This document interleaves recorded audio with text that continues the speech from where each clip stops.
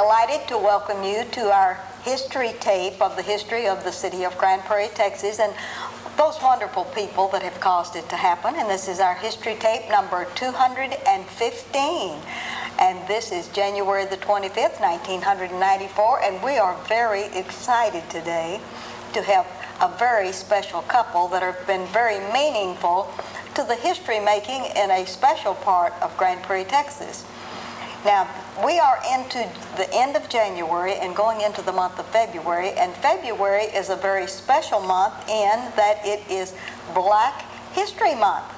And always It Happened in Grand Prairie, our history series, we are very pleased each January, the later part of that month, and also into February to highlight those who are important to our history in Grand Prairie to celebrate Black History Month. And that is the case again this year as we begin this series with a very special couple that we have mentioned, and that is Freddie and Julia Duncan. Julia, welcome to the show. Well, thank you. Freddie, we're excited to have you on the set today, young man. Thank you. Yes. All right. Now, when we set the stage for this little history show, we usually ask you to give your genealogy and naming your parents and your brothers or sisters or anyone that you want to put on your history tape. So, Julia, we're going to ask you to look out into your camera first and start out by telling us about your parents. Name them and what they did for a living, where they lived, or anything you want to tell about your folks.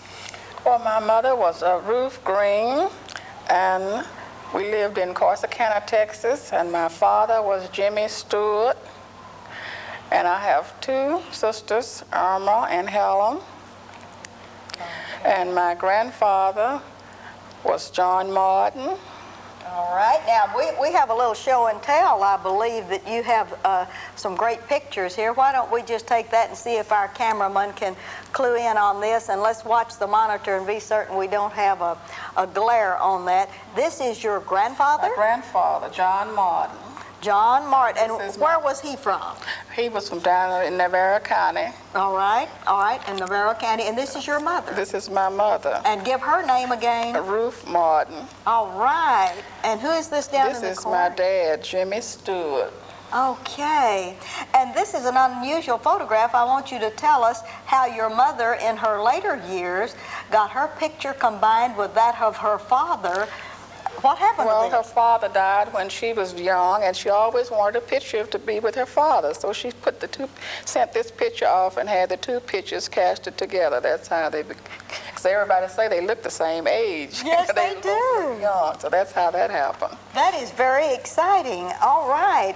And we don't have any other pictures of your family just as yet because we're going to talk about some other things. But now, you mentioned your two sisters. Where are they at this time? They're in Dallas, Texas. They live in Dallas, Texas. Pretty close by to you where you can call them all of the time. all the time. All right. Do you want to give us their full names? Give us Irma's full name. Irma Jean Green and Helen Williams. All right. That is wonderful. No brothers? No brothers. Oh, no brothers. All right. Now, where did the real Julia grow up as a young child? Down in Navarro County, in a little town, Powell, Texas. And spell Powell. Powell. All right. And living in the little town of Powell, were there many folks that lived around there?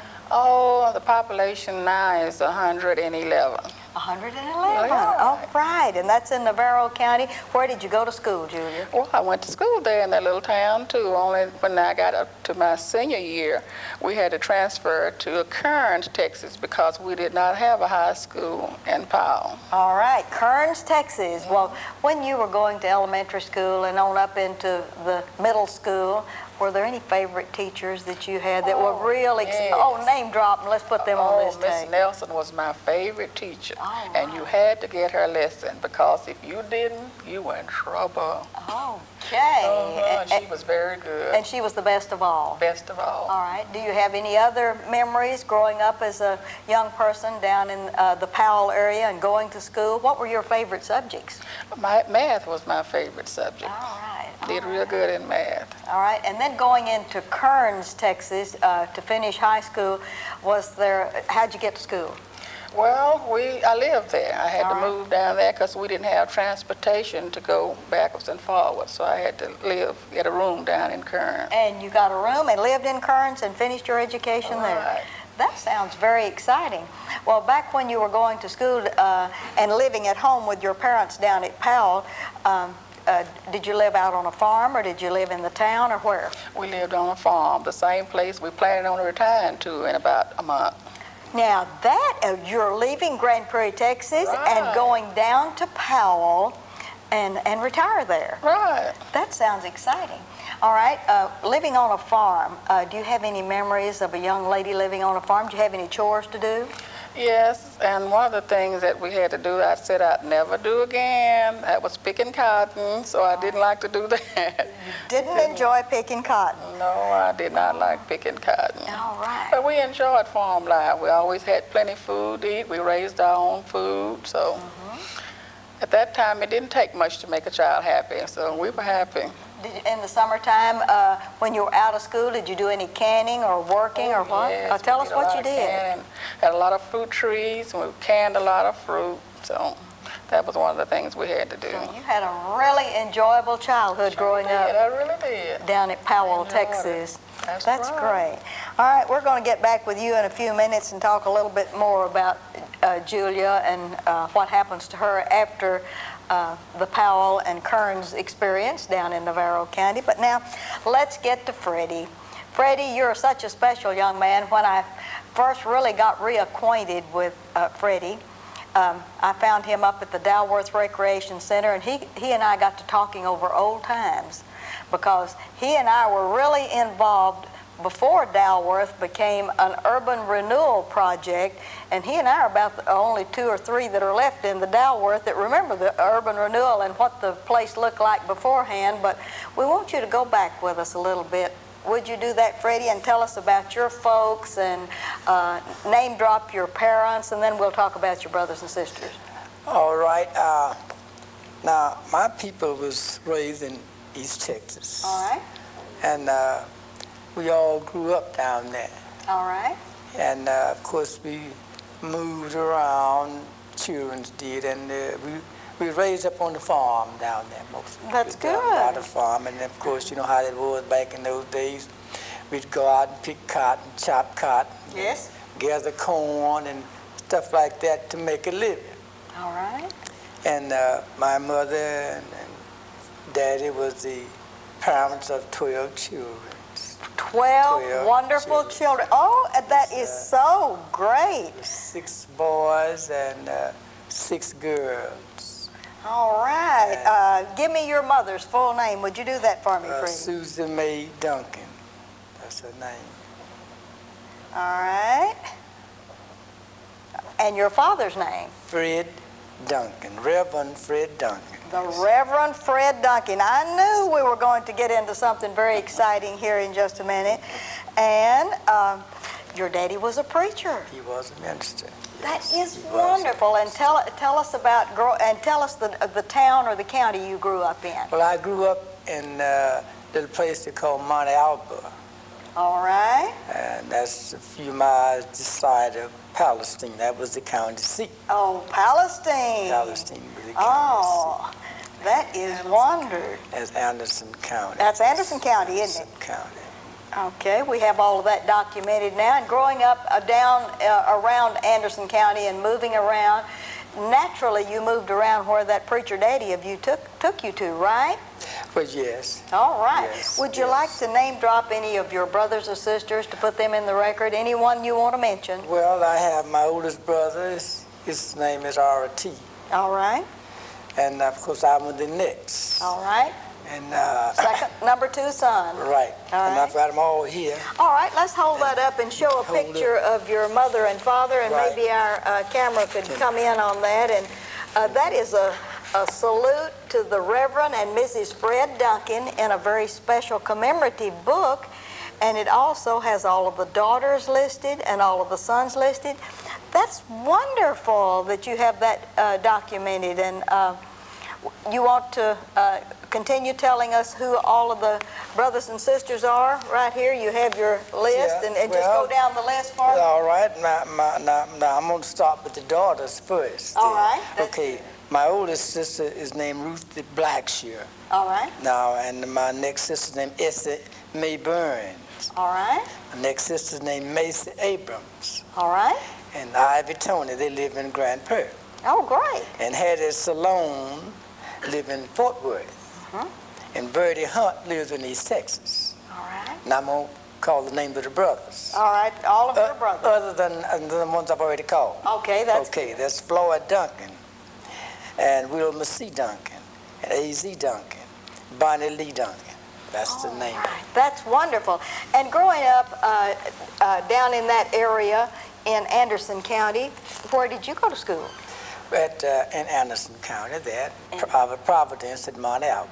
In Providence community. In the Providence community. Right. I think that's exciting. Now, see, we're getting all of this good stuff, Julia, that probably even you didn't know all of these wonderful details. And you've long since lost your parents. I've lost my father. My mother yet lives. 90 years old. She 90 years old. And she's 90. 90 years old. And is she in Anderson County now? Yeah, she's in Anderson County, and she'll go to fishing every day if you care. She would go fishing go all of fishing the time. every day if Oh, you I care. think that is wonderful. She loves to fish. All right. And growing up as a young man, and your daddy was a preacher, and going to school, tell me something about going to school and your favorite teachers and being a preacher's son. Is there any special story you'd like to tell? Well, I'd like to say this about my father. He was a minister, and I don't know, somehow or another, I just seemed to love church. Yes. And when he would go to preach, I'd follow him. That's great. And a lot of times I get a chance to take up the offering and all that. And that, I felt good about that. Oh, yes. Yes, I felt good about that. And of course, he loved to carry me with him because it seemed like I loved to go with him. Yes. And I loved to drive the car, anyway. So I'd get to drive the car and all Yes. that. So we had a nice time. You got to know your father real well, didn't Got you? to know my father real well, real well. In fact, he would call me boss. Because How wonderful. he would call me boss. Yeah, I imagine you sort of bossed him around. You had to drive the car that's what it was. and do all of these good I things. got to do all these things with him. Well, when you went to school, was there any special teacher or person that really helped you or really was a special friend to you? Yes. Her name was Miss Williams. I don't know her first name, but Miss Williams was her last name. Now, she was really a nice teacher. And I say that because she was strict on us. I mean, we had to get our lesson. Oh, you did? Yeah, we had to get it. We had to study. We had to carry our books home with us and study them. Now, I think like a lot of times now children don't carry the books home, but then we had to carry our books home with us. All right. Yeah. Well, now, since your father was a minister, did you have any chores to do around the house? Oh, yeah, we had chores to do, and he didn't ask us but once to do them. Oh, I see. And that's it. And he didn't ask us probably no more because we knew what would happen if we didn't do them. See, so he'd have to tell us, "Y'all boys do this." That was our picture. We knew to do it. All right. So we'd just go right on and do it. As my granny would say, you really minded him, didn't you? Right. We minded him. Oh, that is wonderful. Yes, we really minded it. And growing up as a young man, did you have any special friends, any special playmates that you remember in your early days? Yes, I had several friends, several playmates and schoolmates, I guess you might would call them. And I had a cousin of mine, his name was Mims, Johnny Lee Mims. All right. And I had a friend of mine was named Frank Simpson. Now, we was really close together. Yes. And I had another friend was named Frank Lewis. Now, we came up together and went to school together. We was really close together. Oh, that is wonderful. Yeah, we were really close together. All right. Now, let's get back to Julia. Julia, what brought you to Grand Prairie, Texas, and what year? Well, I came to Grand Prairie, Texas, and after I finished high school in 1949, All right. I came to Dallas. All right.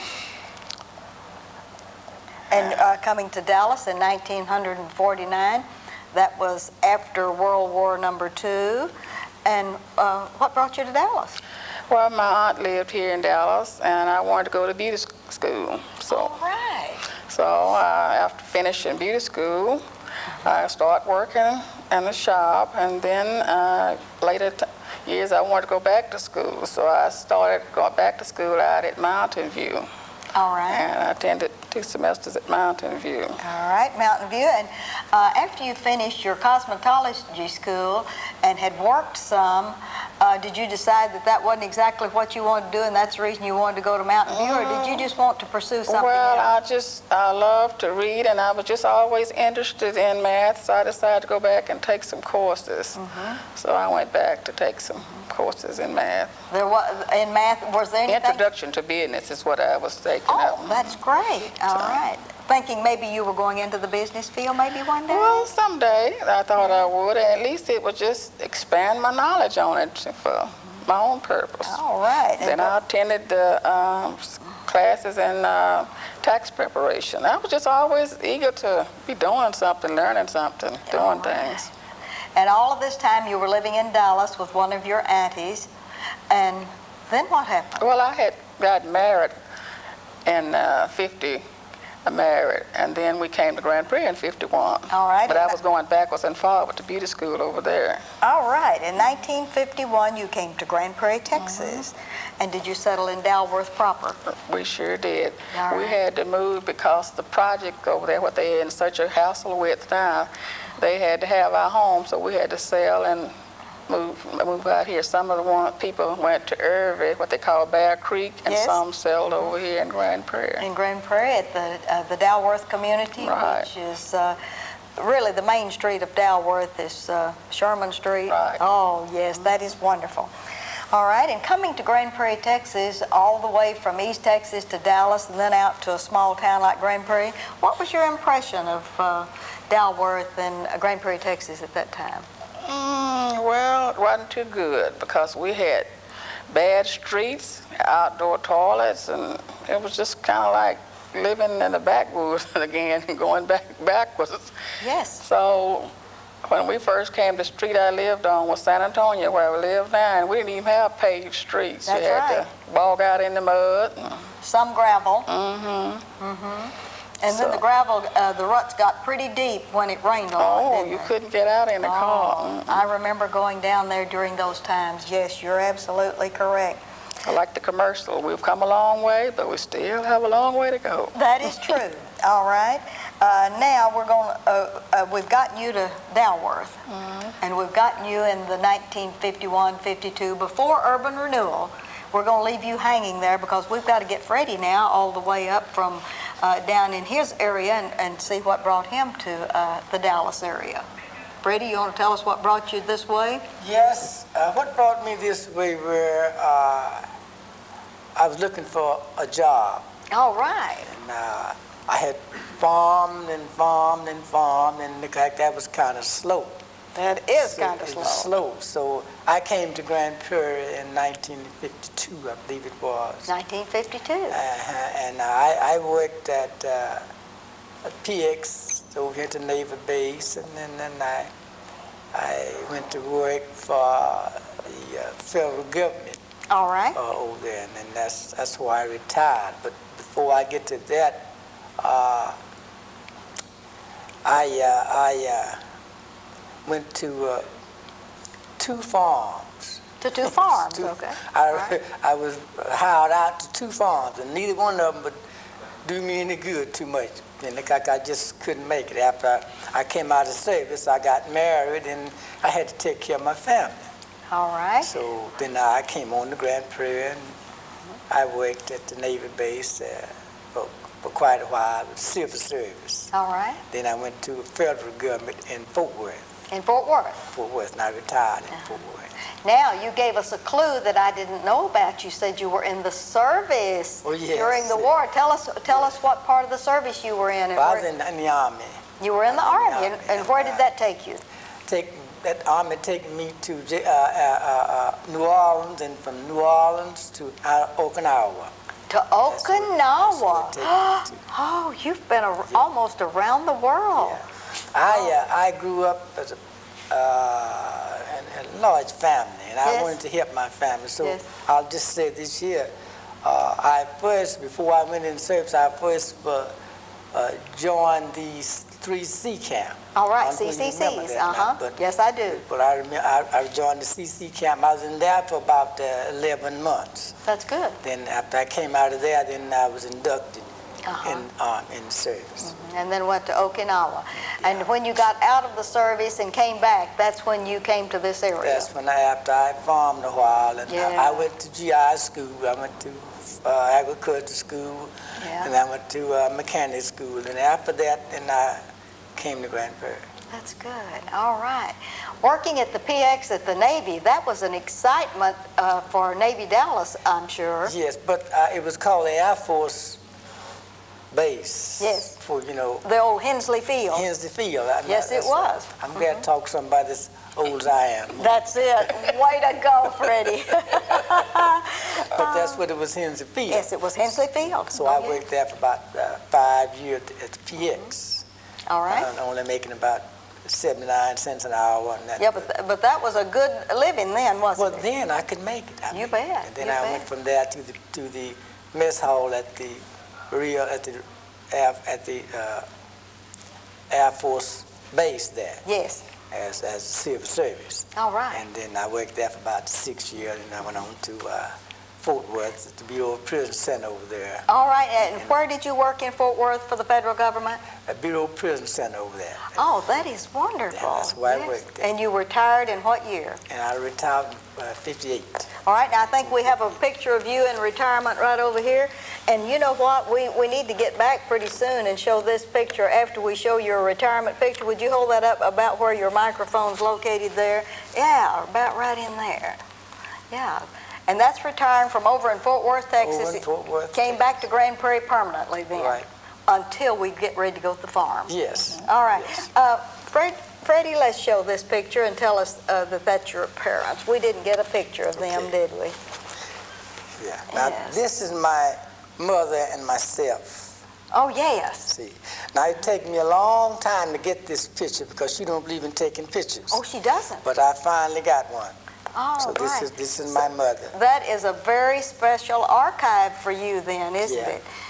And the fact that she'll go fishing at the drop of a hat, I know that pleases you, doesn't it? That's all right with me. Oh, that is great. All right, now let's get back to Julia and talk just a little bit about church. Oh, you're into your church. Even though he was a preacher's son, this Julia's turned into church. And let's show and tell a little bit something about your church, starting out with what your church looked like when it first began, and give us a little bit of a history and the name of your church, Julia. Our name of the church is Sunset Baptist Church. And originally we had a duplex moved in, and so it's turned around now, but this was the front of the church. It had 2 doors, the duplex, so we'd go in both doors. All right. And then later on, when we built another church, they turned it around and made a kitchen out of it. Okay. Now, the second version of this, now, when you're updating it, This is the old church turned around, and we made a kitchen out of here, and this is the second church that we built. Yes, and he's getting a real good shot of that. Isn't that wonderful? All right, and before I go to the new church, this was the first pastor. We've only had 2 pastors. We had the Reverend M.C. Magruder, and now his grandson is our minister. And this is the senior, Mr. Magruder, right? That's the Reverend Magruder. Mm-hmm. All right. All right, now show us what your church building looks like today. This is what our church building looks like now. That is excellent. And tell us the street and where you can be found. The church is located on Manning Road, on the corner of Manning Road and Spike Street. All right, and give us the grandson Magruder's full name that you're going to show us his picture in a minute. Matthew C. Magruder. All right, let's hold that up and show and tell. And this is he and his wife. Yes. Well, the reason that I know that you're so involved in your church you've been the chairman of a very special prayer breakfast in a group that they've had up there. Tell us about your prayer breakfast group, because I'd like for everyone to know about that. Well, we started this little group to try to help our community, and the name of it is a Dalworth Improvement Committee. And we have had prayer breakfasts, and Miss Jackson and her husband have been guests at our prayer breakfasts, and we've been very successful in the last 2 prayer breakfasts that we've had. We're very proud of, and we hope that when we leave that someone else will continue and keep this up. Well, and try to improve. you've left that charge, haven't you? Well, we're hoping someone will pick the charge up and continue. We need it very badly in our community to try to improve our community. All right. Also, tell us about your political career. And I'm also the precinct chairman of 4479 in Dalworth. All right. And what's happened to 4479 just recently? Well, recently I was informed by Mrs. Ida Adams that our precinct had been split up, and I was supposed to get back with her today to get some additional information on this. Plus, she had called me and asked me to work early voting. So I told her that if we hadn't moved, and she said, even if you have, you can still come and work. So she still wants me to work the early voting. Oh, that is. So I'll get some more information on what has happened to us out there. All right. I'm going to put you on hold just a minute, and I got to get back with Freddie. Now, Freddie, all of this time that you've lived in Dalworth, and I know you go to Sunset Baptist also, because I know that you go as a team. Is there anything you'd like to tell us about some of your other outreach in Dalworth community? Well, I was kind of in the same situation, subject that she was in, the Dalworth Improvement Committee. I'm in that also. I saw you as an assistant at the prayer breakfast, so Yes. I know they work you pretty hard. Yes, I was there at the prayer breakfast, and I also was I'm a member, as you said, Sunset Baptist Church. All right. And I can tell you a few things about the church. I've been there for 40 years, and I know that I've come a long ways there. Yes. And I was the chairman of a deacon board in the 1952 when I went there. They made me chairman of a deacon board there. How wonderful. So I just, I stayed on there, and though I'm not the chairman of the deacon board now because someone has replaced me, but I still stayed with my church. That's And wonderful. I didn't believe in running from church to church, because when you start doing that, then Satan will keep you running. So I just decided I wasn't going to run. You bet. And so I've been there ever since. All right. I believe you have a picture, Julia, we need to show and tell. We've also been involved in the NAACP. All right. And this was one of the banquets. I don't know whether you can see this very good, but this was at the banquet, the last banquet they had over at the Pavilion. Yes. There by the hospital. And this is a senior citizen table. And these all are members of our church. And this man right here is 94 years old, Edwin Ware. That's wonderful. All right, we have half a minute, and our tape is almost at an end. Tell us about moving to the farm, where it is. Just give us the address, and that we can come and see you sometime, Julia and Freddie Duncan. The address is on Glover Street, off of Farm Road 633, after you exit off Highway 31. And it's near that Richland Chambers Lake. We can sit on the back porch and just look at the lake. And we are going to invite you when we have a little I'm going to invite the church and all of our friends from up here, and we're going to prepare a big dinner and just have a good time out in the country. I'm so proud of you two. Thank you for coming and sharing your lives with us We today. enjoyed it so much. It's just Thanks for been inviting wonderful. us. And this is Ruthie Jackson reminding you that history is as we live and do. As we continue our celebration of Black History Month, we're very excited today on this. We're really on January the 25th, but we're taping our February the 8th history show, our history tape number 216 in honor of Black History Month. We have a very special young man with us today, and we're so pleased to welcome to our front and center dais, Mr. Robert Holt. Thank you for having me here. Thank you. Robert Holt, you seem a very young man to be front and center on a history, to bring the history of Grand Prairie, Texas, but You are, in the sense of the word, the real wonderful reason that many people in Grand Prairie, Texas are proud of their history, because you are a special young man in that you have a many-faceted life. And that's what we want to pinpoint today. Okay. First of all, to establish your history, we'd like for you to look out into your camera and give us your genealogy. I'd like for you to name drop anyone in your family that you would like to mention and highlight it in any way you'd like to tell your story about your family. Would you do that? Okay. Well, first of all, I'll tell you a little bit about my parents. All right. My mother, her name is Miss Tommy Williams, and she recently had a school named after in Arlington, which I'm very proud of. And she was assistant principal in Arlington at Sam Houston High School for several years, 20-some odd years. I don't know how many to be exact. But right now she's an ombudsman with the Arlington Independent School District. And you know how they have the opening ceremonies and everything for the school when the school is first built? Yes. It didn't really hit me just how much, just the magnitude of the whole thing. It didn't really hit me until one day, I think I was driving up Carrier, and there was a car in front of me, and on the back bumper it had a bumper sticker that said, my child is A honor roll student, A student at Tommy B. Williams Elementary. And you know, when I just happened to read that bumper sticker, then it brought everything into reality. You know, it made me realize just how important it was to really, you know, have a school named after you. Yes. And well, my stepfather, his name is Theodore Williams. He works at Texas Naval Air Base out here at Hensley Field. And he's been in the Air Force for over 30-something years. He was probably a blessing in disguise, you know, for all of us. When he came into our lives, it was me and my two sisters, Sylvia and Sandra, at the time. And he came into our lives and he gave us the guidance that we needed. And I look back on the way that he brought us up, and I really appreciate the things that he's done for us when, you know, coming into our lives. And I see where it's kept us out of a lot of trouble. You know, I look at a lot of my friends who I grew up with, who have steered away, and you know, some of them have gone down the wrong path. And because of him, you know, because of the way, the influence that he had on my life and my two sisters' life, you know, like I said, it kept us on the right track.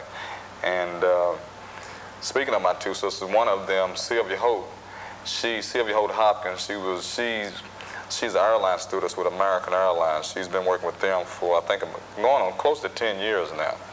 And you know, she's been on your show several times. You bet. She's the one who brought about the Miss Black Juneteenth pageant. Yes. I don't know if they're going to do it this year or not, but she's done it the last 3 or 4 years. All right. And my other sister, Sandra Hope, she's a beautician. She knew right when she got out of school, she was probably the only one out of the family that knew right away what she was going to do with the rest of her life. And she's doing real well. As a matter of fact, I was talking about my family at the library the other night.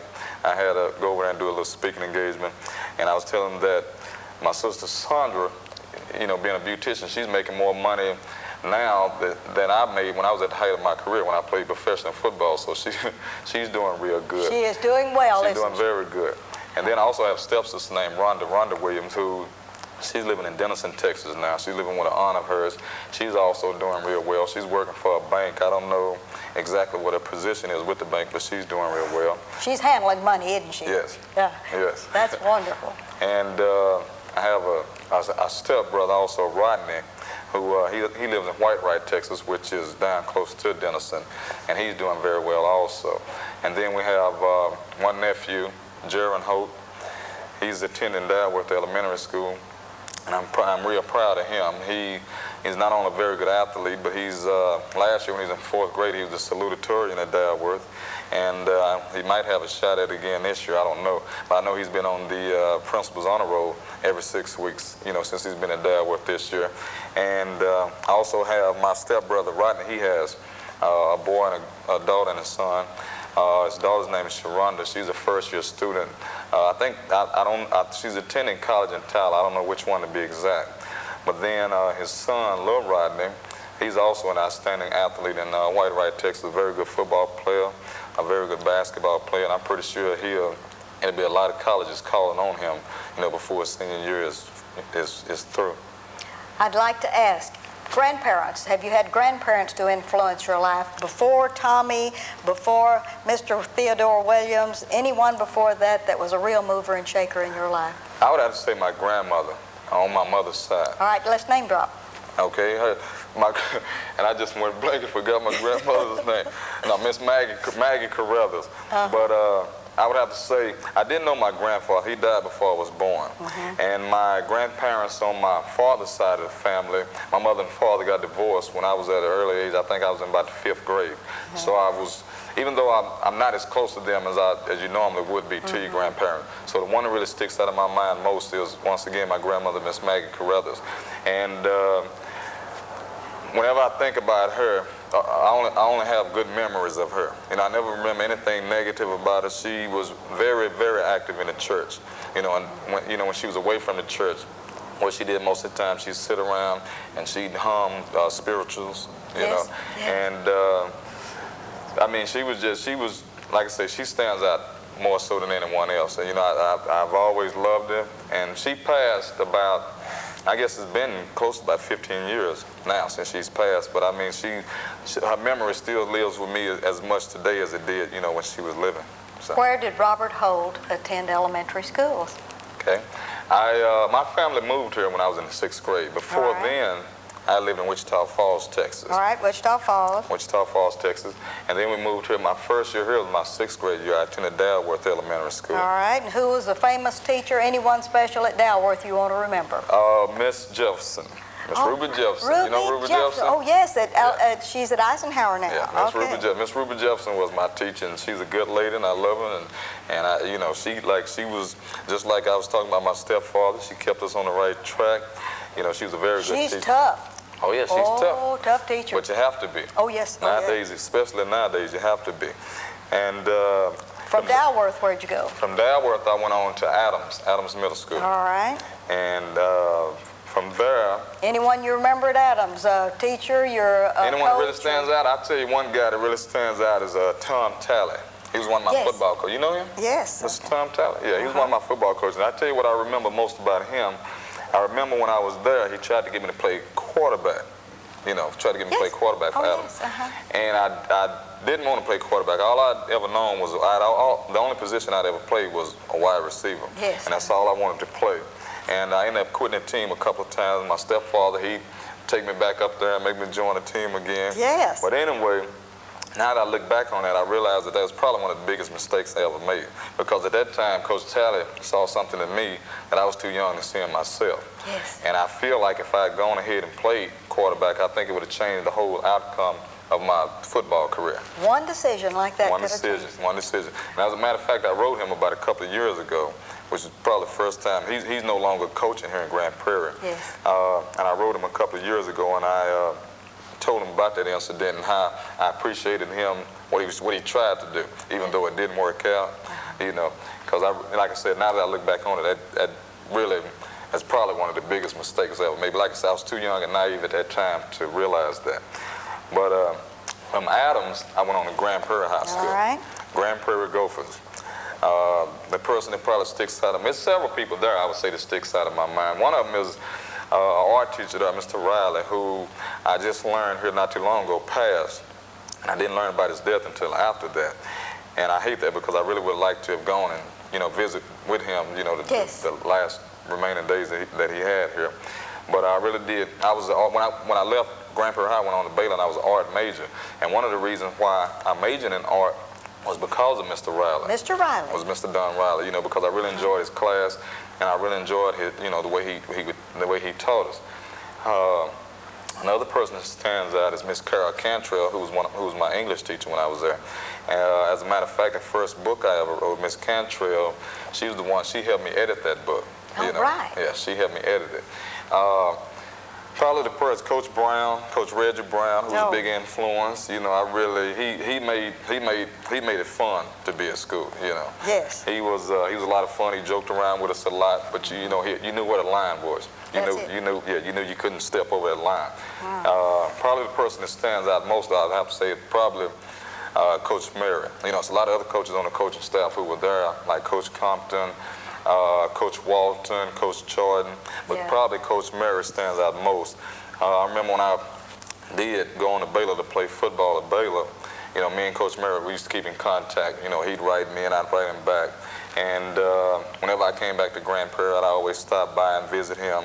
And you know, we just had a real good relationship. You know, and we still do it. You know, I got in contact with him here not too long ago. You know, sent him a Christmas card. So we, like I said, we still, you know, keep in contact with him. All right. And how about Baylor? And what part did you play in the Baylor scene? Okay, Baylor, my last year, when I was at Baylor, the first 2 years we didn't do too good.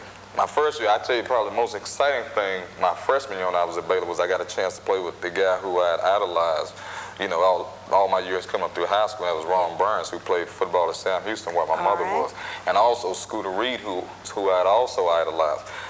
Scooter and Ron Burns were seniors my freshman year. You know, that was a big thrill for me. But like I said, we really didn't do too good my freshman and sophomore year, but my junior year we did well, and we went to the Peach Bowl, and we played Clemson, and we won that game. And then my senior year was my best year. We didn't lose any game. We lost one game. I take that back. We played against San Jose State, and they beat us. Because I remember after the game, the band came on the field, and they played "Do You Know the Way to San Jose?" Okay. So that impressed you. Yeah. And then from Baylor, what happened to? From Baylor, I went on to Buffalo. I was drafted by the Buffalo Bills, and I played football there 3.5 years. And then I had a knee injury. You know, that was the end of my career. But you know, I was doing well while I was there. Up until the time when I had my knee injury, I was a leading What receiver. position did you play with the Buffalo Bills? I was a wide receiver. Still staying on that wide receiver? Wide receiver and kickoff return. Yes. Wide receiver and kickoff return specialist. Okay. But was it difficult to leave the Buffalo Bills and come back to Grand Prairie, Texas, or did you go to another area? No, it wasn't difficult because I didn't have a choice as to whether or not I was leaving. You know, like I said, once I had my knee injury, then it was the team. The team decided to let me go because I couldn't perform up to the same standards that I could, you know, when they first drafted me. But no, it never was difficult to come back to Grand Prairie. Grand Prairie has always been my home, you know, and I love everyone here. And you know, Dalworth has always been home to me. You know, I know just about everyone out there. Like I said, I've been there ever since I was in the 6th grade, and I just feel comfortable here. You know. All right. Now, we mentioned writing a book, maybe more than one. You have mentioned some other part of your career. When you first came back here and you were an art major, what did you decide to do then? Okay. Well, when I first came, I was an art major at Baylor.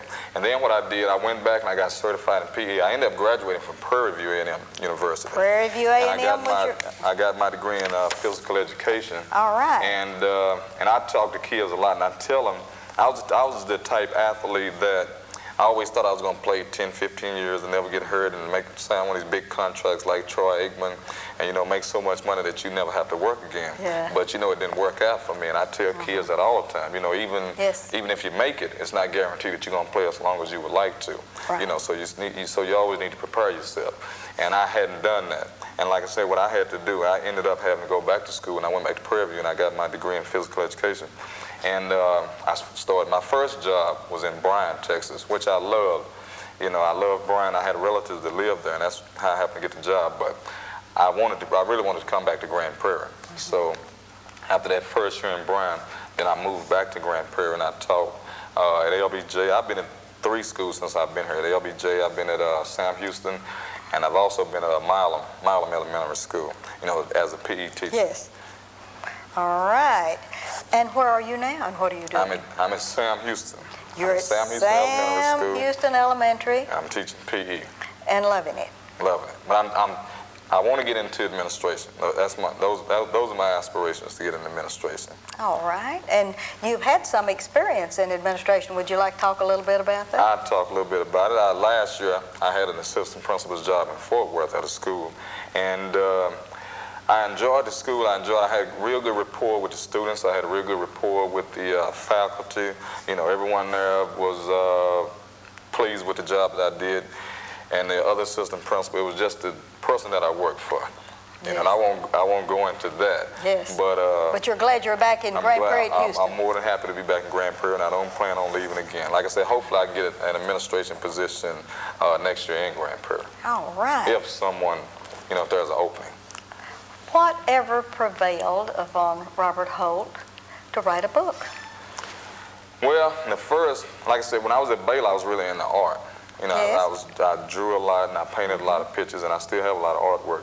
But when I hurt my knee in Buffalo, that's when I really started. That's when I really got into writing, because I felt like it was a better way for me to express myself. All right. You know, it was hard for me to be in a cast and watching my friends play on television. You know, not being able to travel with them, to sit there and watch them on television playing. And, you know, it was just hard dealing with that. So the way that I dealt with it was to start writing. You know, when I first started writing, I had no intentions of writing a book. I was just doing it just to... Making some notes. Yes, just to, you know, get what you had inside of you, just to get that out. All right, and give us the title of your first book. The first book was Autobiography of a Lonely Man. Autobiography of a Lonely Man. That's the one that I have a hard copy. Yes, that's the only hard copy. That was the hard copy, and I received that as a special gift from a friend of yours, and that's Miss Sally Moore. Sally Moore. She was also at Dad Work when I was there, yes, too. Mrs. Van Deen Moore. She's a good lady. Isn't she a good lady? Very good lady. And she gave me this as a gift, and she put a little note on it and said, "Watch for this young man." And I've been watching for you ever since, and now we have you front and center doing a history show with you. Okay, when you finished that book, were you happy with your work? I was very happy with it. It surprised me just as much as it did some other people, you know, because I never really thought I had a talent to write. And it inspired me to go ahead. Like I said, I've written 4 books. I've written 3 other books that I've actually had published, that I paid to have published. And I have written several other things. I haven't had a chance to do anything with them yet. But like I said, it gave me the inspiration to go ahead and continue writing, though. All right. Anything in the mail now? Another book, or 2 or 3, or are you going to expand into another direction? Well, I'm working on a children's book. All right. That's what I'm working on now. I'm trying to finish that up. And hopefully when I get that finished, you know, I could contact an illustrator. I try to draw the pictures myself, but I've been away from it so long, I can't even draw the, you know, the way I used to. Yes. So I have to contact an illustrator to, you know, do the pictures for me. And I also have a game that I've been working on. And as a matter of fact, I sent a prototype of it to Spike Lee, you know, just going on a whim, you know, not thinking I would hear from him. And about a month ago, I came home and I had a message on the answer machine where his marketing director called back, and they, you know, took an interest in him. Spike Lee was here at UTA a while back, and I spoke to him, and he gave me his address, and he told, you know, he said just send it. Send it to him. You know, but they tell that to everyone. I really wasn't expecting to hear from him, but like I said, they did take an interest in it, and you know, hopefully something will come about with that. All right. Working with the boys and girls at Houston Elementary School, just tell me the excitement of taking a young group of students like that and watching them grow and mature. Does it remind you anything of your past, that someone else took your hand and brought you along the way? Are you being a mentor to some of them? I hope I am. You know, I tell you, the one thing I really enjoy working with kids, and I do because, you know, during your childhood, that's the most innocent time of your life. Yes. You know, it's when, you know, when we grow up and become adults, you have all these worries, and, you know, like when you're a child, it's just supposed to be fun. You're supposed to enjoy life. You know, and it's a lot of things going on now, you know, that kids are exposed to that they really shouldn't be exposed to.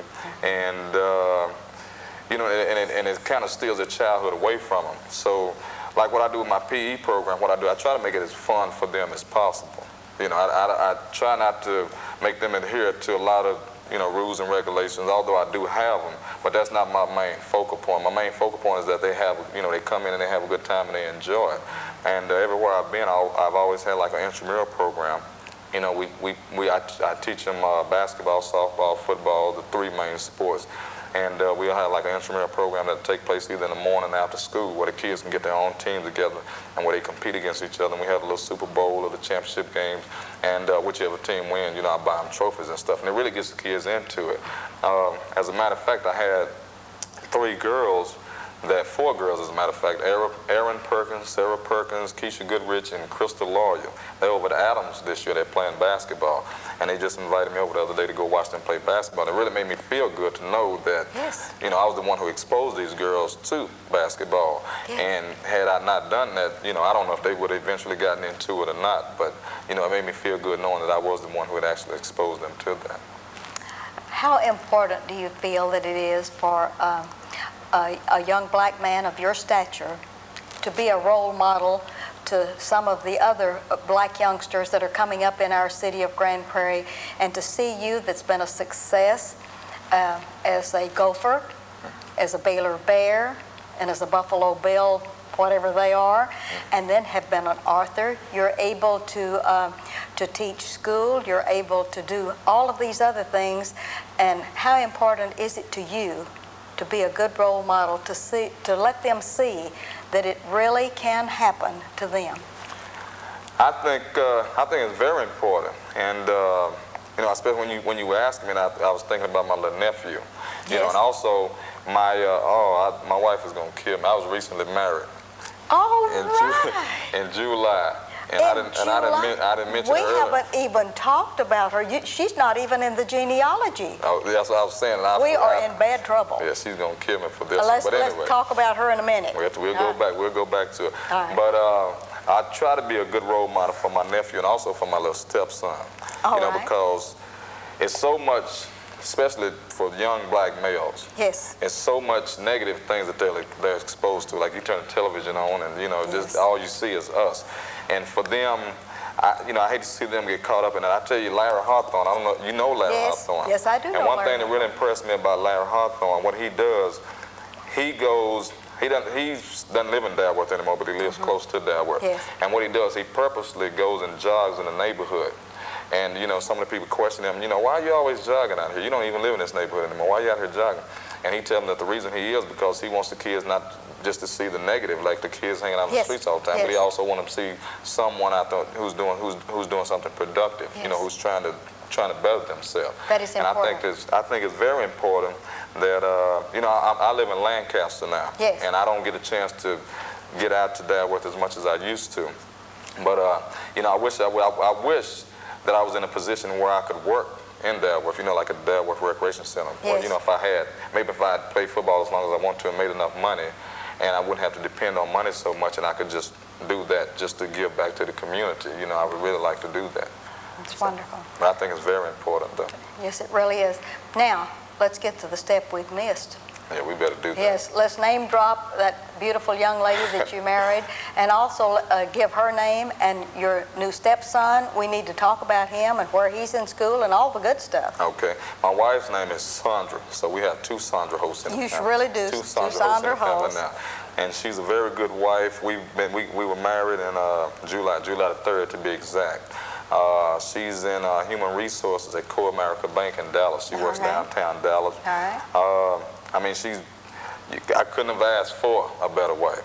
That's You know, I watched, she has a good heart. She's a real good person. You know, I watched the way she is now I won't say our stepson, my stepson, because it's her son. But, you know, she sees to it that, you know, not only she has a full-time job, but when she comes home, you know, she's a full-time wife and a full-time mother.